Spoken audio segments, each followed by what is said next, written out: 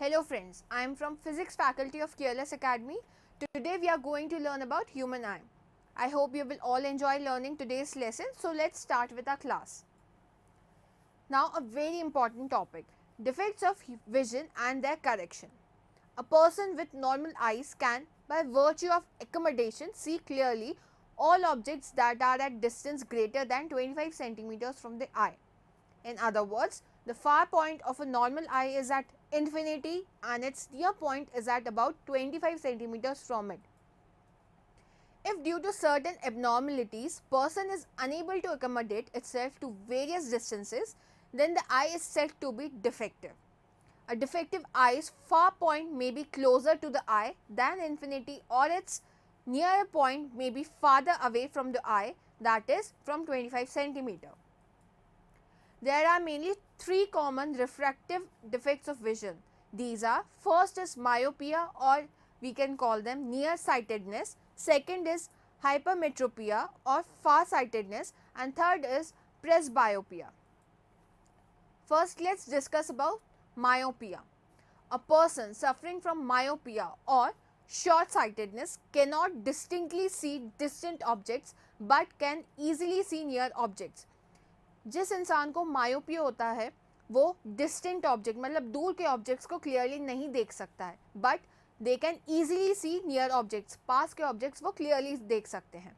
The image of a distant object is not formed on the retina but in front of it. जो image formed होती है वो retina पे ना होकर रेटिना से आगे फॉर्म होती है. Consequently distant objects are not distinctly visible.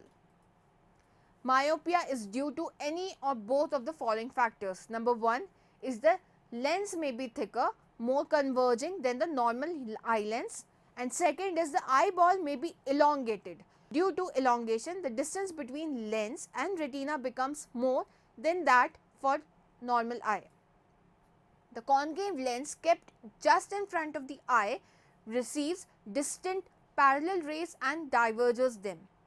On eye lens, the rays fall as if coming from a far point of the defective eye. The eye lens focuses them at retina. In this way, the concave lens is used to make a virtual image of distant object within the range of vision. This defect can be corrected by using a concave lens of suitable power. Concave lens of suitable power will bring the image back onto the retina and thus the defect is corrected. Next defect is hypermetropia or farsightedness. A person suffering from hypermetropia or farsightedness can see distant objects well but nearby objects are blurred. जिस इंसान को hypermetropia होता है वो distant यानी कि दूर के ऑब्जेक्ट्स को क्लियरली देख सकते हैं बट उन्हें पास के ऑब्जेक्ट्स थोड़े ब्लरी दिखते हैं. His or her eye lens is too thin or eyeballs is too short. The near point for the person is farther away from the normal near point, that is 25 centimeters. Such a person has to keep reading materials much beyond 25 centimeters from the eye for comfortable reading.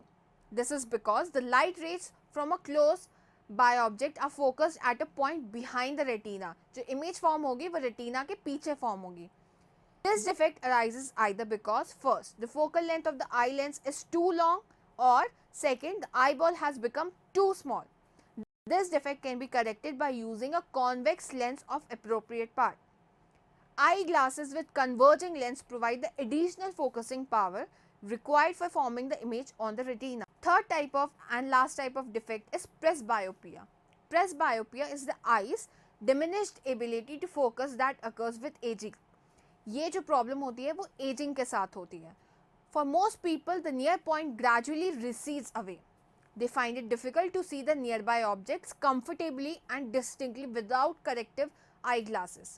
It arises due to gradual weakening of the ciliary muscles and diminishing flexibility of the eye lens.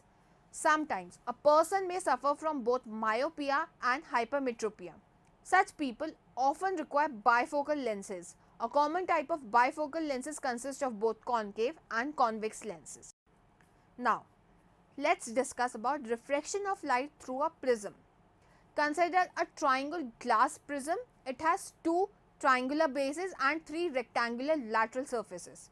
These surfaces are inclined to each other. The angle between its two lateral faces is called as the angle of prism. Let us now do an activity to study the refraction of light through the triangular glass prism. Now first, fix a sheet of white paper on a drawing board using a drawing pins. Place a glass prism on it in such a way that it rests on its triangular basis. Trace the outline of the prism using a pencil. Draw a straight line, that is PE, inclined to one of the refracting surfaces, say AB, of the prism. Fix two pins, say at point P and Q on the line PE. Look for the images of the pin fixed at P and Q through the other face, that is AC. Fix two more pins at points R and S such that the pins at R and S and the images of the pins at P and Q lie on the same straight line. Remove the pins and the glass prism. The line PE meets the boundary of the prism at point E. Similarly, join and produce the points R and S. Let these lines meet the boundary of the prism at E and F respectively. Join E and F and draw perpendiculars to the refracting surfaces of AB and AC of the prism at point E and F respectively. Mark the angle of incidence, that is angle I, and the angle of refraction, that is angle R, and the angle of emergence, that is angle E. Here PE is the incident ray, EF is the refracted ray, and FS is the emergent ray.